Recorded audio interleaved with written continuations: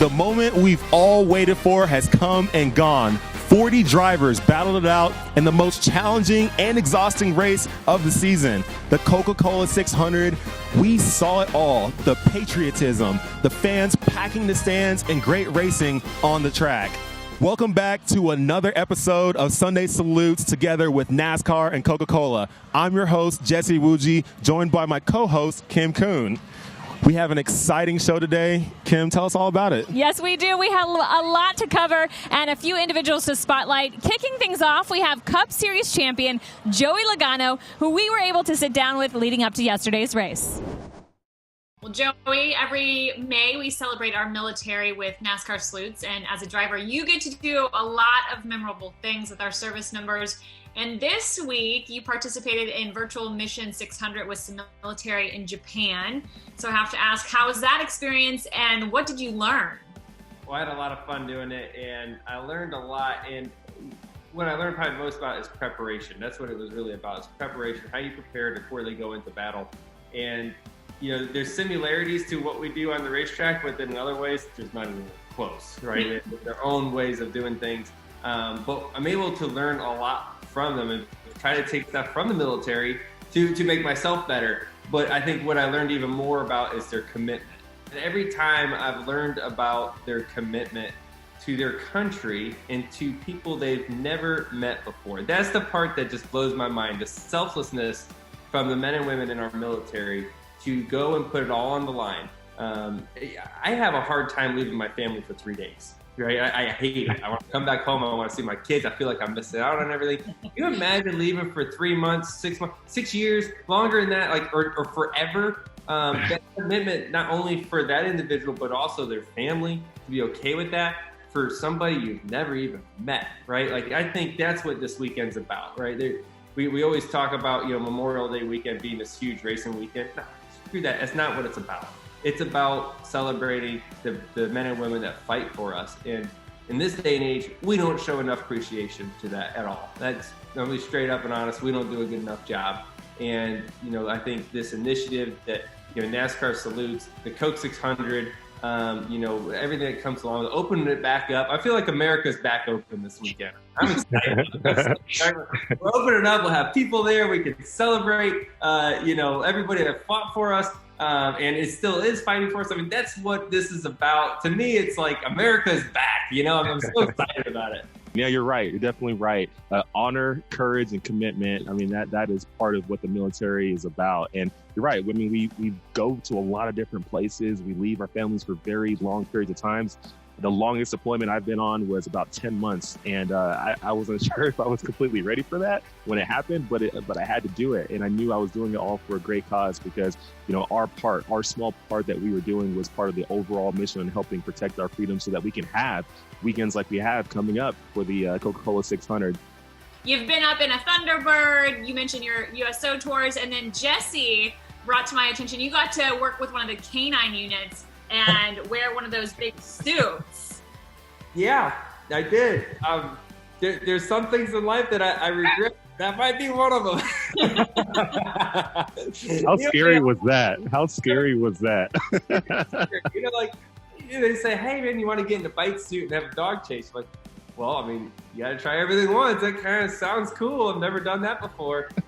You know, it still hurts. It's not like it's like, that dog took me down. Well, it's also a special weekend for the Joey Logano Foundation, and it's been a tough year for everyone, but especially those in need. So what's your foundation doing to help?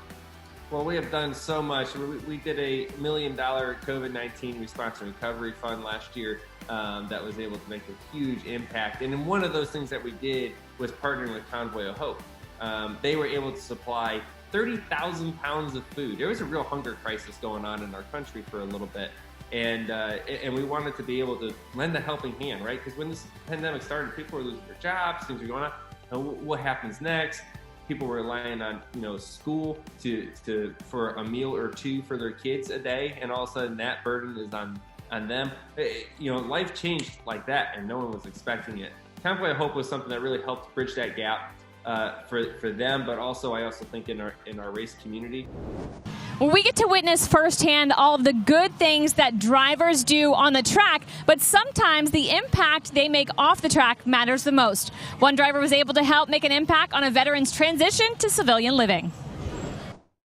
I want to introduce Sergeant Scott Craig. Hands together for Scott. Scott served with the U.S. Army.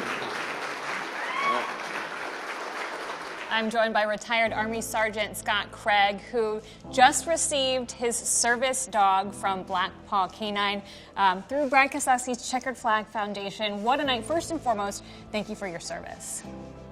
And I want to know, originally, how did you get connected with Black Paw Canine and Brad Kosowski's Checkered Flag Foundation? So it was kind of a winding path to get there. I did work with the Student Veterans Association down at Gamecocks, Go Gamecocks. And through one of the SVA leader forums, they were like, hey, we're looking for a veteran that needs a puppy. And I was like, hey, you know, I've been told I could use one. And I contacted Jose Roman. And he was like, yeah, man, here's the paperwork, send it off. And I just didn't get around to filling it out. I was like, you know what, there's probably somebody out there that needs it more than me. But Ben picked me out of a crowd and he said, hey, man, you deserve it. And, well, now here we are. So at this time, here's your dog.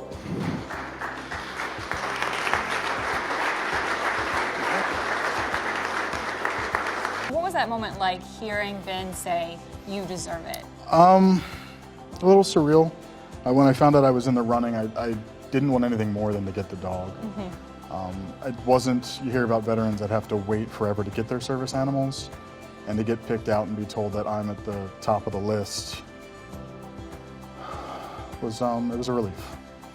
Super grateful for Brad and all the people here that helped support. So let's build on that. NASCAR has a big impact on military personnel and their families. What has that meant to you, and kind of how have you witnessed that? The military community is like a really tight-knit community. You're always fighting for the person you stand next to. And when you get out, you lose that sense of camaraderie and that community. And when you reach back and there's people out here that want to support you and they want to help, it lets you get out of the places that can set you back. What are you most looking forward to about introducing Rage to your family and your household? My kids have been bugging me for the past 3 days about where's Daddy, is he bringing back his service dog, where's Rage? We're a dog family. Unfortunately, a week and a half ago we had to put down our oldest dog. So it's a bit of, you know, we're fortunate to so quickly be able to have another member of our family we can share our life with. We're here tonight to celebrate you, to celebrate Rage. It's Memorial Day weekend we're leading up to. How would you describe this night, even in just one word if you had to? I'm grateful. I'm extraordinarily grateful for the people who showed up tonight, who helped fund people that put these together for veterans and help support us and our transition back home. Scott is a very special person. You know, he is a Purple Heart recipient. You know, literally took a bullet on the battlefield. It's amazing that he's willing to serve our country after that happened and continue going. We want to honor him in so many different ways, from his service to his life afterwards, so that he's never forgotten. Before his return to the racetrack at Charlotte, I was able to speak with military veteran and Camping World Truck Series driver Keith McGee. Take a look. We have some fun stuff going on this weekend. It's a Coca-Cola 600, a lot of exciting stuff, but one of the coolest things of the weekend is we had a prior service member actually race this weekend in the Truck Series race. So right here, right next to me, we have Keith McGee. Keith, how's it going today? Hey, man. Good seeing you guys. Yeah, so good seeing you too. So pretty exciting weekend for you. You were racing, all that fun stuff, and you've had a pretty cool journey up until this point. Obviously, you were a prior service member. Tell us a little bit more about your service and what you've done for this country. Yeah, so I served 8 years in the U.S. Air Force, joined on September 11th, 2001. It took me to Alaska, where I just fell in love with Alaska and decided that's where I was going to stay when I got out of the military, and, you know, raised a family and, you know, found a career and really fell back into getting into a childhood dream, which was going racing. They opened up an indoor go-kart track near me and started doing that, and just realized I was pretty good at it, and it really helped me with my PTSD as far as, getting into therapy, and, it gave me time to kind of find myself and feel whole again. This is not your first race. Tell us a little bit more about your debut that you had at Richmond. How did that feel? What was that feeling to get the opportunity to, graduate from, the regional series of NASCAR and all of a sudden now make your way up to the national levels of NASCAR? Yeah, dream come true. It was, something I've been working towards for several years. Richmond was a fun track. I hit all the goals that I set for myself, ran a clean race, brought the truck home clean, and, was really looking forward to this race. Yeah, and you don't really come from the traditional NASCAR land, North Carolina, the South and all that stuff. You come from quite a bit different state. Tell us a little bit about your hometown, home state, and how'd you start racing at that state? Yeah, Alaska is really far removed from the rest of the country, just geographically. So not a lot of opportunities there to chase dreams. We do have a NASCAR sanctioned track. I graduated from running the indoor go-kart track to the local wheeling series there in Alaska at Alaska Raceway Park. Beautiful, beautiful track, and probably the best setting that you could have any track, with just mountains and glaciers around it. And from there, gained some national exposure, got the opportunity to go down and run the K&N series on the West Coast, and just really kind of fell into my own and found my groove and a path forward on where I want to take my career, which led me to here, and this opportunity, and to be able to represent veterans on Memorial Day was dream come true.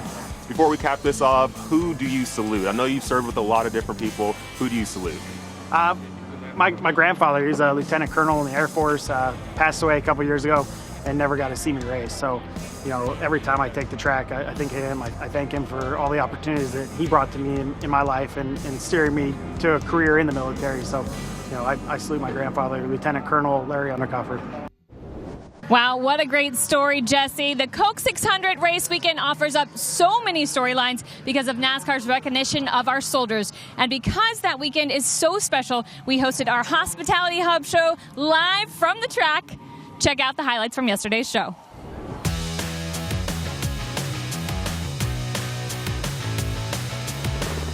I see a bunch of beautiful Army people. The opportunity to honor and remember those that have made the ultimate sacrifice. We're honored to be a part of this. I do appreciate Coca-Cola and NASCAR doing this and honoring the remember. But NASCAR represents the military like no other organization that I've ever seen. Having the Gold Star families here and remembering and celebrating those fallen heroes. NASCAR inspired him into the Marine Corps. He came to the race here on Memorial Day and saw the helicopter demonstration on the infield and looked at my brother and said, that's what I want to do when I grow up. And he lived his dream. When military, with people who have been killed when they've been serving the country, it's a very somber event.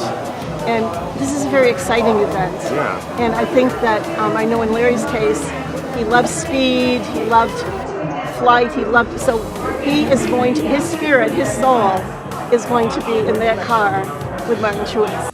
The Gold Star families, thank you so much for being here. All the armed forces, thank you so much for being here. There's soldiers here and sailors and airmen from all around. Thank you so much for hosting us here. It really shows the appreciation for the military forces. Who do you salute in the month of May? That's a very good question. I salute all the military men and women. It's from top to bottom in Coca-Cola and SMI and Charlotte Motor Speedway and all the people that join in. For a kid, from Mexico to come to this country and to live all the benefits from this country, the freedom and everything that the military members, they do for everyone in this country, and to be able to be from Mexico and live all these benefits is just truly amazing. We wouldn't be able to do the things that we love to do or have the privilege of doing each and every week if it wasn't for men and women here domestically as well as internationally, providing and securing our freedoms. Saluting the men and women that fight for our freedom. And that is it. We live in our own little bubble sometimes, but there's people out there fighting for us every single day. We're never alone, and I think that's something that we should be so appreciative about this weekend. So I salute to every single member that is working very, very hard to give us the opportunities to live our dreams. Thank you for your service. This is the ultimate team sport, the fight for our freedom. Well, that does it for our final week of Sunday Salutes together with NASCAR and Coca-Cola. Thanks, everyone, for tuning in. Yeah, Jesse, it was an honor to cover all of the stories and events surrounding NASCAR's partnership with our military. Until next time, I'm Kim Coon alongside Jesse Iwuji.